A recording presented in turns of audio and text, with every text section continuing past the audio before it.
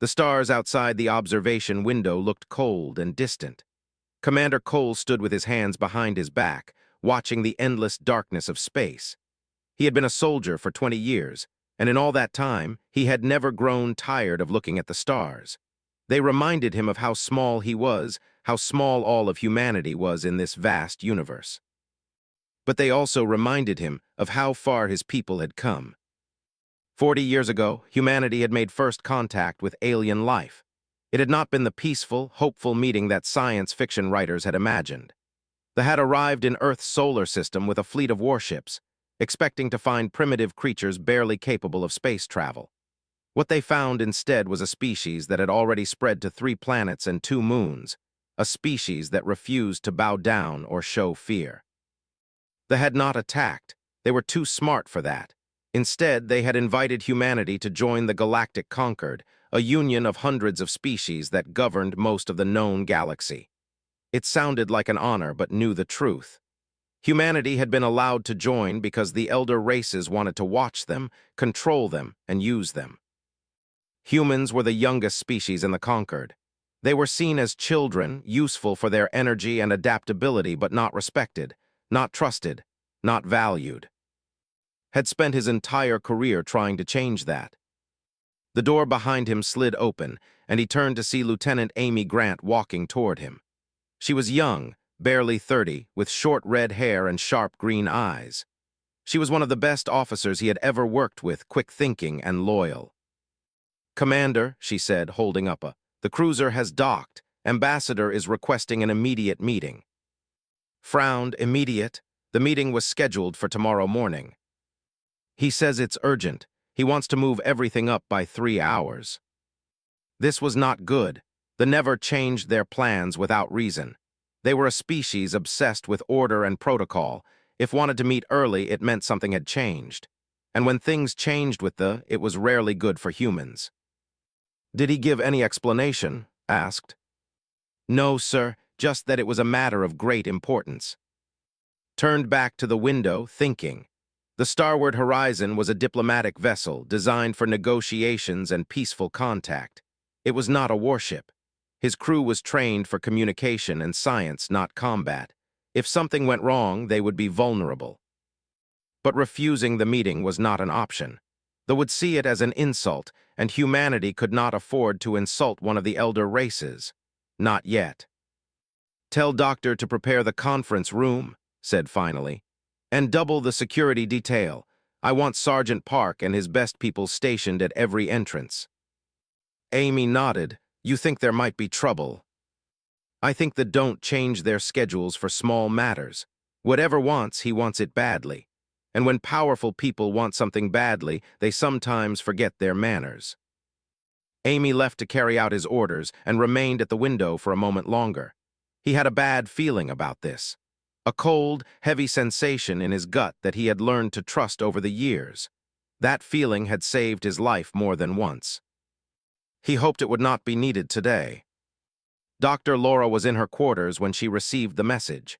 She had been preparing for the meeting, reviewing files on culture and diplomatic customs. She knew their language, their history, their values. She had studied them for 15 years, ever since she was a graduate student fascinated by alien civilizations. Now, at 42, she was one of the most respected in human space. She had negotiated with a dozen different species, preventing conflicts and building alliances. She was good at her job because she genuinely wanted to understand the aliens she worked with. She did not see them as enemies or obstacles. She saw them as people, different from humans but still deserving of respect and understanding. They, however, made that difficult. They were an ancient race, their civilization stretching back over 100,000 years. They had achieved space travel when humans were still living in caves. They had built empires that spanned entire galaxies, and they had never let anyone forget it. Culture was built on hierarchy. The strong ruled the weak, and strength was measured not in muscles or weapons, but in age and purity of bloodline. The oldest families held the most power, and Ambassador came from one of the oldest families of all. Laura had met twice before. Both times he had treated her with polite condescension, the way an adult might speak to a child playing at adult games. It was frustrating, but she had learned to hide her irritation. Diplomacy required patience. She finished reviewing her notes, changed into her formal diplomatic uniform, and headed for the conference room. The corridors of the starward horizon were busy with crew members preparing for the meeting. She could feel the tension in the air. Everyone knew that something unusual was happening. At the entrance to Conference Room Alpha, she found Sergeant Park waiting for her. He was a tall man, broad-shouldered and serious, with a face that seemed carved from stone. He had been a soldier for longer than Laura had been a diplomat, and he trusted aliens even less than Commander Cole did. "Doctor," he said with a nod, "though we'll be here in 10 minutes. Thank you. Is everything in order?" "Security is tight. 4 guards at each entrance, cameras covering every angle. If anything goes wrong, we'll be ready." Laura smiled. "Let's hope nothing goes wrong." Did not smile back. "I always hope for the best, but I prepare for the worst." They waited in silence as the minutes passed. Laura could feel her heart beating faster, though she kept her expression calm. She had done this many times before. There was no reason to be nervous. And yet she was. The doors slid open, and Ambassador entered. He was tall, nearly 7 feet, with the typical build. His skin was pale blue, smooth and hairless, with a faint shimmer that made it look almost metallic. His eyes were solid black, without iris or pupil, reflecting the light like polished obsidian. He moved with a grace that seemed almost unnatural, each step perfectly controlled. Behind him walked 2 guards, dressed in ceremonial armor that hummed with energy. Their staffs were not just symbols of status. They were weapons, capable of delivering lethal blasts at the touch of a button. "Doctor," said, his voice was smooth and cold like water flowing over ice. "How pleasant to see you again." Laura bowed her head slightly, the traditional greeting. "Ambassador, welcome aboard the Starward Horizon. We are honored by your presence." "Honor," repeated as if tasting the word. "Yes, your species is very concerned with honor, is it not? Such a young concept. We abandoned it long ago." Laura was not sure how to respond to that, so she gestured toward the conference table. "Please sit. Commander Cole will be joining us shortly." Took his seat at the head of the table, claiming the position of authority without asking. His guards positioned themselves at the doors, their black eyes scanning the room. Park stood against the wall, his hand resting on his sidearm. Laura caught his eye and gave him a small nod. "Stay calm, stay ready." Commander Cole arrived a few minutes later, accompanied by 2 more security officers. He greeted with formal politeness, taking his seat across from the ambassador. "Thank you for agreeing to meet on such short notice," said. "You indicated that this matter was urgent." "Indeed," replied. "I will not waste time with pleasantries. Your species has recently surveyed a system in the outer reaches of conquered space. Designation K7492. We want it." Exchanged a glance with Laura. K7492 was a small system with an asteroid belt rich in rare minerals. Humanity had claimed it under conquered law, but they had not yet begun mining operations. "That system is under human jurisdiction," said carefully. "Our survey teams discovered it, and we filed the appropriate claims with the conquered." "Claims can be transferred," said. "We are prepared to offer compensation. Shield generator schematics 3 generations ahead of your current technology, a fair trade." Laura leaned forward. "Ambassador, the minerals in that system are essential for our expansion plans. We have already allocated resources for mining operations. Transferring the claim would set our development back by years." "Your development is not our concern," said. "To require those resources, your needs are secondary." There it was, the attitude that Laura had encountered so many times before. "Your needs are secondary. Your species is secondary. You are nothing compared to us." She forced herself to remain calm. "Perhaps we could discuss a joint operation, shared access to the resources with both species benefiting from the extraction." His black eyes fixed on her, and something in his gaze made Laura uncomfortable. It was not anger or annoyance. It was something else, something she could not quite identify. "You speak well, Doctor," he said slowly. For a human, tell me, how long have you studied our language? 15 years, Laura replied.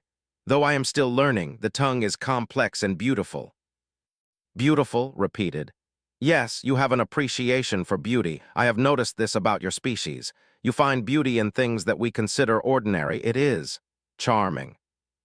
The way he said the word made Laura's skin crawl. She glanced at, who was watching the ambassador with narrowed eyes. Let us return to the matter at hand, said firmly. The K7492 system, what exactly are you proposing? Leaned back in his chair, his attention still fixed on Laura. I am proposing a simple exchange, resources for technology, but I am beginning to think that the terms of the exchange might need to be adjusted. Adjusted how? Asked. Did not answer immediately. Instead, he continued to stare at Laura with those cold, black eyes. The silence stretched on, growing heavier with each passing second. Finally, the ambassador spoke. Doctor, you have worked with many species, have you not? Studied their cultures, their customs, their desires. That is my job, Laura said, trying to keep her voice steady. Then you know that different species value different things. What is precious to one might be worthless to another, and what is forbidden to one might be permitted to another. Stood up abruptly. Ambassador, I think we should take a break. This conversation is straying from the topic. Sit down, Commander, said. His voice was still calm, but there was an edge to it now. I have not finished speaking. I think you have, replied. This meeting is over. For a moment no one moved, then raised his hand and his guards stepped forward, their staffs humming with power. The meeting is over when I say it is over, said. You forget your place, human. You are guests in our galaxy. You exist because we allow you to exist, and you will show me the respect I deserve. Park moved away from the wall, his hand closing around his weapon. The tension in the room was thick enough to cut with a knife. Laura stood up slowly, raising her hands in a calming gesture. Ambassador, please, there is no need for threats. We are here to negotiate, to find a solution that benefits everyone. Let us put aside our differences and focus on what we can achieve together. Looked at her and his expression changed. The cold arrogance softened into something else, something that made Laura want to run. He smiled, if that was the right word for the expression that crossed his alien face. You are remarkable, he said softly. So calm, so composed, so beautiful in your own primitive way. I have watched recordings of your negotiations. I have studied you, and I have decided that I want you. The words hung in the air like poison. What did you say? Demanded. I said I want her, repeated. Not your worthless asteroid belt, not your primitive resources. I want Dr. Laura as a gift, a tribute, a symbol of humanity's submission to the... Laura felt the blood drain from her face. She had dealt with difficult aliens before. She had faced threats and insults and even violence. But she had never experienced anything like this. The casual way he spoke, as if he was discussing a piece of property, made her feel sick. That is not going to happen, said. His voice was deadly quiet. Doctor is a citizen of Earth, a member of my crew, and a respected diplomat. She is not property to be traded. Everything is property to someone, said. Your species simply has not learned that lesson yet, but you will. He stood up and walked around the table toward Laura. His guards moved to block, and their staffs raised in warning. Stay where you are, one of the guards said. The ambassador is conducting a personal inspection. His hand moved toward his sidearm, but a blast of energy struck the wall beside him, leaving a scorch mark on the metal. The message was clear. Any sudden moves would be met with force. Stopped in front of Laura, looking down at her with those cold, black eyes. He reached out and touched her cheek, his fingers cold against her skin. So warm, he murmured. Your species burns with life. It is intoxicating. Laura pulled away from his touch, her heart pounding. Ambassador, you are crossing a line. This behavior is unacceptable. Unacceptable? Laughed, a sound like ice cracking. By whose standards? Yours. Your standards mean nothing to me. I am ancient, I am powerful, and I take what I want. He grabbed her arm, his grip crushing. Laura cried out in pain, struggling to break free. And then everything happened at once. Park moved, drawing his weapon and firing at the nearest guard. The blast caught the alien in the chest, and he stumbled backward with a howl of pain. The second guard raised his staff and fired at, but the sergeant was already moving, diving behind the conference table. Charged at, tackling the ambassador and breaking his grip on Laura. They crashed to the floor, struggling for control. Was stronger than he looked, his ancient body hardened by centuries of life, but had something the ambassador did not have. Rage. Pure, burning rage at what this creature had tried to do. He slammed his fist into his face, feeling something crack beneath his knuckles. Blue blood sprayed across the floor, screamed in fury and threw off, sending him crashing into the wall. The second guard turned his staff toward, preparing to fire, but Laura moved faster. She grabbed a chair and swung it with all her strength, hitting the guard in the back. He stumbled and finished him with another shot from his weapon. Was on his feet now, his face a mask of rage. Blue blood dripped from his broken nose, staining his ceremonial robes. "You will die for this," he snarled. "All of you, your entire species will burn." Pushed himself up from the floor, his shoulder aching where he had hit the wall. Blood was running down his arm from a cut he had not even felt. "Maybe," he said, breathing hard, "but not today and not by your hand." He picked up a fallen staff and pointed it at the ambassador. His hand was steady, his eyes cold. "Here is what is going to happen," continued. "You are going to leave this ship. You are going to return to your cruiser, and you are going to forget that any of this ever happened. Because if you don't, I will send every recording from this room to every species in the Conquered. They will see what you tried to do. They will see what you are." His eyes narrowed. "You would not dare." "Try me." The silence stretched on. Laura watched, her heart still pounding, as the two men faced each other across the blood-stained floor. She could see the calculation in his eyes, the ancient mind weighing options and consequences. Finally, the ambassador stepped back. "This is not over," he said quietly. "You have made an enemy today, Commander Cole, an enemy you cannot possibly defeat." "Maybe," replied, "but at least I can live with myself. Can you say the same?" Did not answer. He turned and walked toward the door, stepping over the bodies of his guards without a second glance. At the entrance, he paused and looked back at Laura. "I will have you," he said. "One way or another, it is only a matter of time." Then he was gone. The aftermath was chaos. Medical teams rushed to treat the wounded guards, who were still alive but badly hurt. Security officers swept the ship, searching for any other threats. Messages flew back and forth between the Starward Horizon and Earth Command, reporting the incident in hurried, fragmented bursts. Sat in the medical bay, a doctor stitching the wound on his arm. He had not realized how badly he was hurt until the adrenaline faded. The cut was deep, and he had lost more blood than he thought. Laura sat beside him, wrapped in a blanket, a cup of tea growing cold in her hands. She had not spoken since left. Her face was pale, her eyes distant. "Hey," said softly, "are you okay?"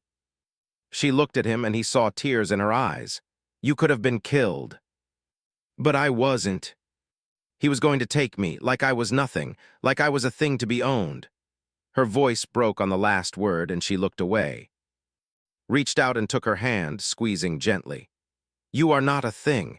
You are one of the best people I have ever known, and no one, human or alien, has the right to treat you like property." "But what happens now? They won't let this go, they'll want revenge." "Probably, but they'll have to go through me first, and through every human in the galaxy who refuses to bow down to them." Laura managed a small smile. "You sound like a recruitment poster."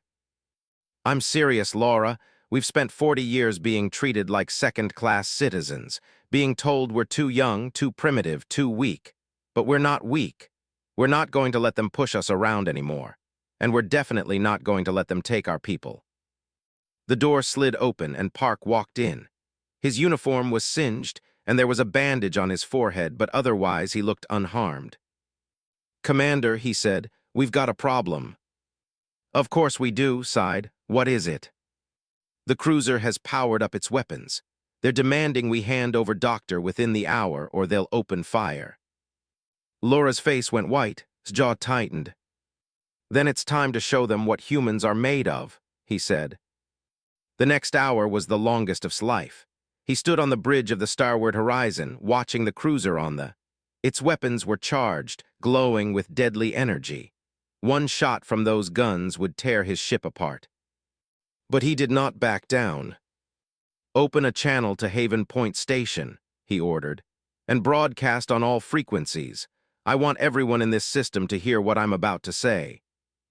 Amy Grant worked at her console, her fingers flying over the controls. Channel open, sir.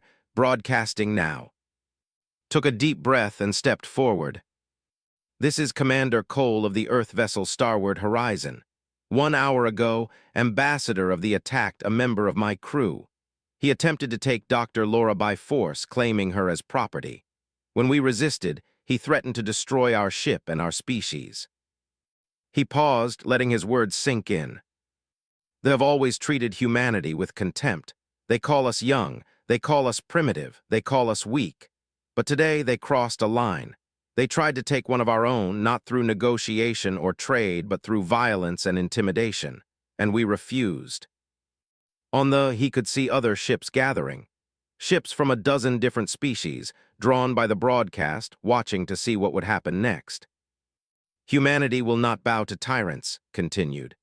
We will not surrender our people to slavery. We will not accept treatment as property. We are young, yes, but we are also brave. We are loyal, and we will fight for each other no matter the cost.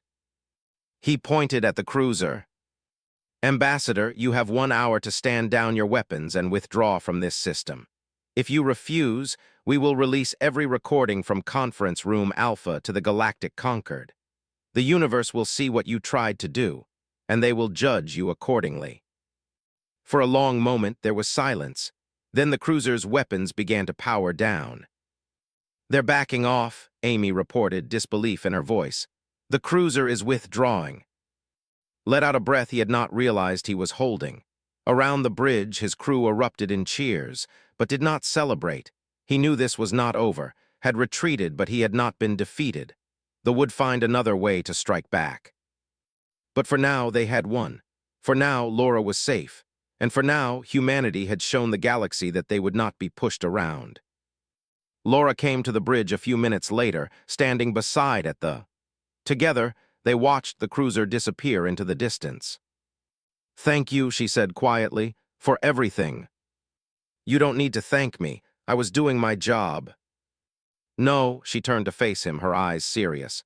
You were doing more than that. You could have handed me over. It would have been easier, safer, but you didn't. Shook his head. I could never do that, not to you, not to anyone. Why?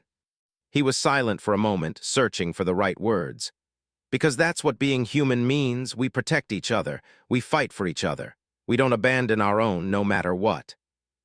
Laura smiled, and for the first time since the attack, it reached her eyes. You know, when I was young, I used to wonder if humanity belonged out here, if we were really ready to join the galactic community. But now I know the answer. What's that? We're more ready than any of them, because we have something they lost long ago. What? The heart. The days that followed were filled with meetings and messages, reports and hearings. The recordings from Conference Room Alpha spread across the galaxy, just as had promised. Every species in the Concord saw what had tried to do. They saw his arrogance, his cruelty, his casual dismissal of Laura as property. And they saw standing against him, wounded, outnumbered, but refusing to surrender. The reaction was immediate and powerful. Species that had never paid attention to humanity suddenly took notice. Delegations arrived at Earth's orbital stations, expressing support and solidarity. Old alliances shifted. New friendships formed. They tried to deny everything, of course. They claimed the recordings were faked, that had attacked first, that was the victim. But no one believed them. The evidence was too clear, too damning. 3 weeks after the incident, the Galactic Concord announced its verdict. Ambassador was stripped of his title and sentenced to 50 years of imprisonment on a penal colony. The government was formally censured, and required to pay reparations to humanity for the attack. And humanity was invited to join the inner circle. Received the news in his quarters aboard the starward Horizon. He read the message 3 times before he believed it. The inner circle was the most powerful body in the Conquered, made up of the 12 oldest and most respected species in the galaxy.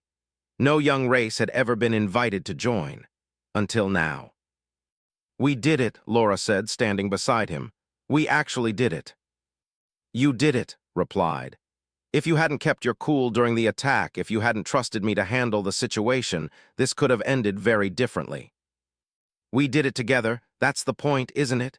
Humans work together, we support each other. We're stronger as a team than any of us could be alone." Nodded slowly. "You know, when I was young, I used to think that being human was a disadvantage out here. We were smaller, younger, weaker than almost everyone else. But now I realize that our greatest strength isn't our technology or our ships. It's each other." "Speaking of which," Laura said, "wants to see you, something about a commendation ceremony." Groaned, "I hate ceremonies." "Too bad, you're a hero now. Heroes have to stand up and accept their medals, even when they'd rather be hiding in their quarters." "I'm not a hero, I just did what any human would do." Laura smiled and kissed him on the cheek.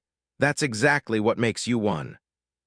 The commendation ceremony was held on Earth's main orbital station, in a vast hall filled with dignitaries from across human space. Admirals and ambassadors, scientists and politicians, all gathered to honor the crew of the starward Horizon. Stood at the podium, looking out at the crowd. He had prepared a speech, but the words seemed inadequate. How could he explain what had happened in that conference room? How could he describe the moment when everything changed? In the end, he spoke from the heart. 40 years ago, we joined the Galactic Conquered. We were told we were too young, too weak, too primitive to be taken seriously.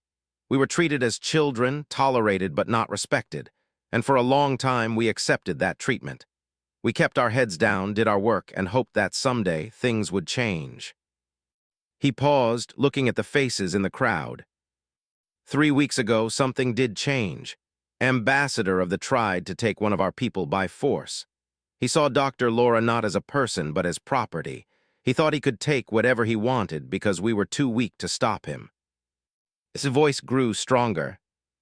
He was wrong. We stopped him, not because we were stronger or faster or more advanced. We stopped him because we refused to abandon one of our own. Because we believe that every human life has value, because we protect each other no matter the cost. He raised his hand, pointing at the stars visible through the station's windows. The galaxy is vast and ancient. There are species out there who have been traveling the stars for longer than humanity has existed. They have seen empires rise and fall. They have forgotten more than we will ever know. But they have also forgotten something important, something that we still remember. His voice dropped to almost a whisper, but it carried through the silent hall. We remember that strength is not about power or age or technology. It's about standing by the people you love. It's about fighting for what's right, even when the odds are against you. It's about being willing to bleed, to suffer, to sacrifice for the sake of others. He looked at Laura, who was standing in the front row, tears streaming down her face. That is what being human means, and that is why we belong among the stars. Not because we are the oldest or the strongest but because we have heart, because we have each other, and because we will never ever give up on those we love. The hall erupted in applause, stepped back from the podium, overwhelmed by the response. He had not expected this. He had just done what felt right. But as he looked at the faces in the crowd, at the pride and hope shining in their eyes, he realized that something had shifted. Humanity was no longer the young species struggling to find its place. They were partners, equals, respected members of the galactic community. And it had all started with a single act of defiance. A single refusal to bow down, a single human who bled to defend someone he cared about. In the weeks that followed, returned to his duties aboard the starward Horizon. There were still negotiations to conduct, treaties to sign, alliances to build. The work of diplomacy never ended. But something was different now. When he walked into conference rooms, the aliens looked at him with respect. When he spoke, they listened. The incident had changed everything. Laura remained as the ship's chief, though she now had a team of assistants to help with the increased workload. The Conquered had assigned 3 new species to establish relations with humanity, and she was responsible for managing all of them. "You know," she said one evening as they stood together on the observation deck, "I used to be afraid of the future, afraid that we would always be outsiders, always struggling to prove ourselves. But now prompted. Now I'm excited. For the first time in my life, I feel like we actually have a chance. A real chance to build something lasting, to make a difference in this galaxy." Nodded. "We've come a long way, but there's still more work to do. They won't forget what happened. They'll be looking for ways to hurt us. Let them try. We'll be ready." He looked at her, admiring the strength in her eyes. She had been through so much, but she had not broken. If anything, she had grown stronger. "You know," he said, "when this all started, I was just trying to protect you. I never expected it to turn into all of this." Laura smiled. "That's the thing about doing the right thing. You never know where it will lead, but it always leads somewhere worth going." She reached out and took his hand, and together they watched the stars drift past the window. Out there, somewhere, they were plotting revenge. Other threats were forming, other challenges waiting to be faced. But here, on this small ship, surrounded by people they trusted, and Laura felt something they had not felt in a long time. Hope. The message arrived 6 months later. Was in his quarters, reviewing reports on the latest trade negotiations, when Amy Grant's voice came over the intercom. "Commander, you have an urgent communication from Earth Command. Priority 1. He set down his and moved to his desk, activating the communication screen. The face of Admiral Monroe appeared, her expression grave. "Commander Cole, I'll get straight to the point. The Inner Circle has voted to appoint you as humanity's official representative to the Galactic Conquered." Stared at her. "I'm sorry, Admiral, could you repeat that?"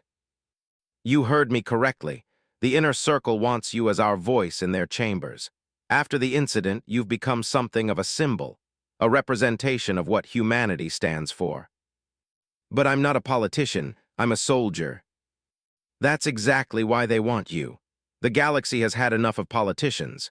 They want someone who will speak the truth, who will stand up for what's right, who won't back down when things get difficult. They want you." He sat in silence, trying to process what he was hearing. Him, a representative to the most powerful body in the galaxy. The idea seemed absurd.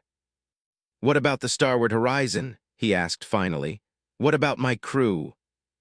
"Lieutenant Grant will be promoted to commander and given command of the ship. Your crew will be well taken care of." "And Doctor?" Admiral Monroe smiled slightly. "The Inner Circle has specifically requested that she accompany you as your chief advisor. It seems you've made quite an impression, both of you." Closed his eyes, thinking. This was everything he had worked for. A chance to truly represent humanity, to fight for their interests at the highest levels of galactic power. A chance to make sure that what happened with would never happen again. But it would mean leaving behind the ship he loved, the crew he had served with for years. It would mean stepping into a world of politics and diplomacy that he had always avoided. "Can I have some time to think about it?" he asked. "You have 24 hours. After that, the offer expires." The screen went dark and sat alone in the silence of his quarters. He found Laura in the observation deck, her favorite place on the ship. She was standing at the window, watching the stars, just as she had been the day he first met her. "You heard?" he asked.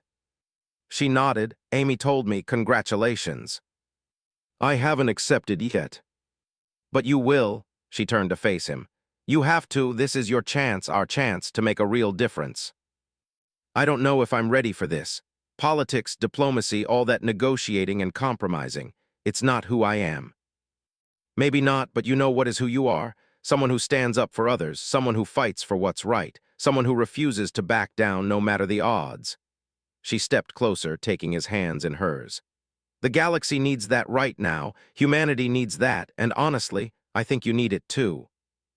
He looked into her eyes, seeing the confidence there, the trust, the belief in him that he was not sure he deserved. "Will you come with me?" he asked. "I can't do this alone." "Of course I'll come. Someone has to keep you out of trouble." He laughed, the tension in his chest finally releasing. "I thought that was job." "We'll be there too. He's already requested a transfer to the Diplomatic Security Corps."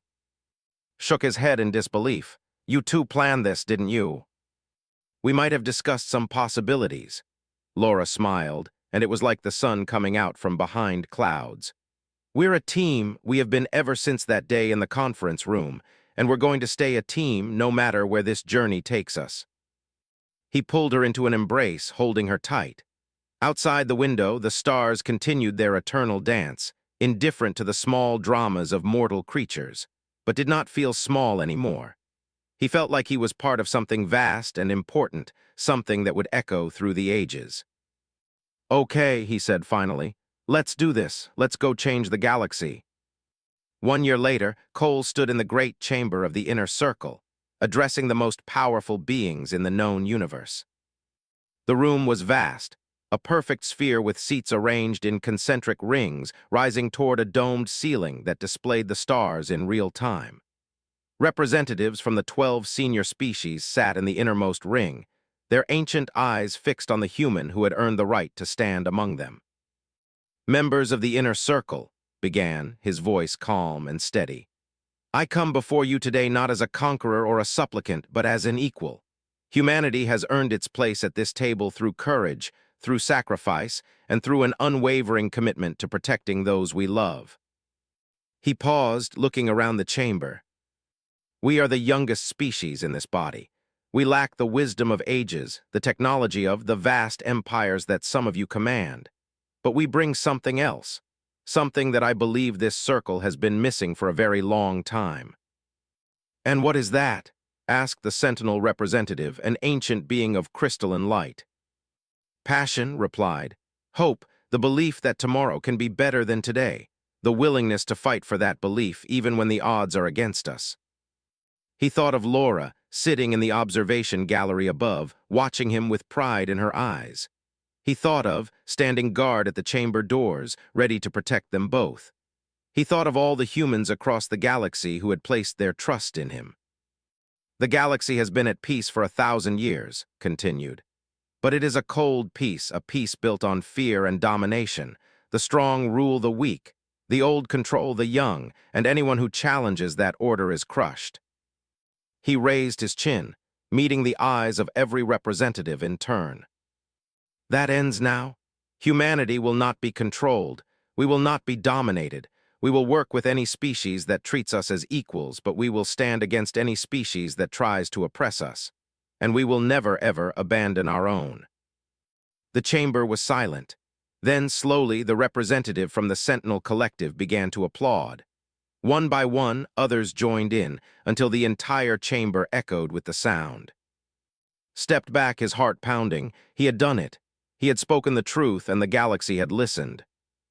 Later that night, he stood on the balcony of the human embassy, looking out over the endless city that served as the capital of the Galactic Conquered. Laura joined him, 2 glasses of wine in her hands. "That was quite a speech," she said, handing him a glass. "I meant every word." "I know you did, that's why it worked." They stood in comfortable silence, watching the lights of the city twinkle like earthbound stars. "Do you remember what you said back on the starward horizon?" Laura asked. "About what makes us human." "I remember heart, loyalty, the willingness to bleed for each other." "I've been thinking about that a lot lately, about what it really means." She turned to face him, her expression serious. "When grabbed me, when I thought I was going to be taken and there was nothing I could do, I felt more alone than I ever had in my life. But then you came. You didn't hesitate, didn't calculate the odds, you just acted. I couldn't let him take you." "I know, and that's the point. You didn't weigh the consequences or consider the political implications. You saw someone you cared about in danger and you moved. That's what separates us from all the old species who have forgotten what it means to feel. We still feel, we still care, we still love." set down his glass, and took her hands in his. You know, when this all started, I was just a commander trying to keep his crew safe. I never imagined I'd end up here, representing our entire species to the galaxy. Life has a way of surprising us. It certainly does, he smiled, but I'm glad it surprised me with you. Laura returned his smile, and in that moment the vast and ancient galaxy seemed a little less cold, a little less indifferent, a little more like home. Below them, the city hummed with life. Above them, the stars shone with eternal light, and between them a bond had formed that no force in the universe could break. They were human, they were together, and they were going to change the galaxy. One act of courage at a time. The message spread across the galaxy in the years that followed. It was whispered in diplomatic chambers and shouted in military academies. It was taught in schools and debated in councils. It became a saying, a warning, a promise. Do not harm a human's own. They will bleed for each other. They will die for each other. And they will make you regret ever crossing that line. They had learned this lesson first, but they would not be the last. Other species, arrogant and powerful, would test humanity's resolve, and each time they would discover the same truth. Humans were not the oldest species in the galaxy.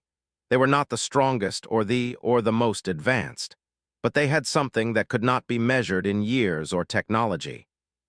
They had heart, and that made all the difference.